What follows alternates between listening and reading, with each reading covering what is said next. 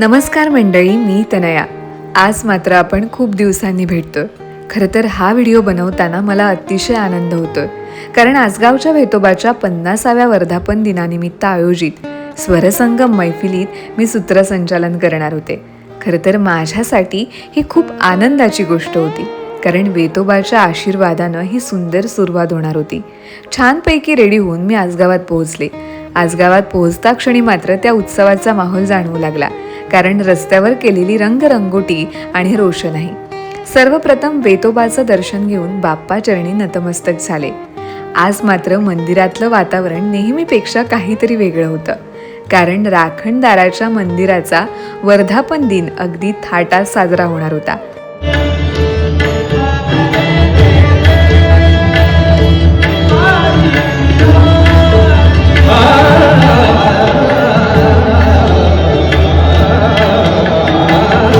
आमच्या मैफिलीच्या आधी सुप्रसिद्ध भजनी बुवा आणि गायक दीप्तेश मेस्त्री यांच्या सुंदर अशा संगीत गायनाचा आनंदही घेता आला.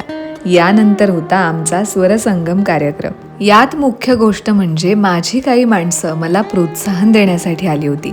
अखेर आमच्या कार्यक्रमाला सुरुवात झाली.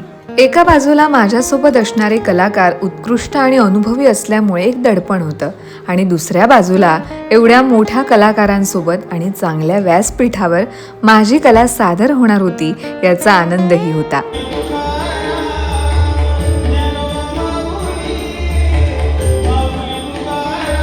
मला हा कार्यक्रम करताना मात्र एका गोष्टीचं समाधान वाटत होतं, की आपल्या कोकणात असे काही कलाकार जन्माला आले आहेत की ज्यांच्यामुळे आपल्या कोकणची संस्कृती जोपासली जातीये, आणि हेच कलाकार आपल्या कोकणात अनेक नवरत्न तयार करतायत. आमचा कार्यक्रम मात्र उत्कृष्टरित्या पार पडला, आणि या कार्यक्रमाचा शेवट काहीसा असा झाला. पहा, म्हणजे या संगीतामधून, या गीतामधून, या सुरामधूनही आपल्याला सुख मिळतच की, कारण हे सूर असतात ते आपल्याला खूप काही सांगत असतात. काय बरं सांगत असतात ते सूर? तर आपल्याला सांगतात की सारे गम, म्हणजे सारे गम दूर होऊ शकतात. काय तर सारे गम दूर होऊ शकतात. परेशानी कमी होऊ शकते. पण मग गरज कसली असते?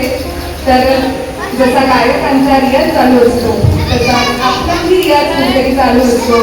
तो दोन सुरांचाच असतो. मनी मनी मनी. आलं का लक्षात?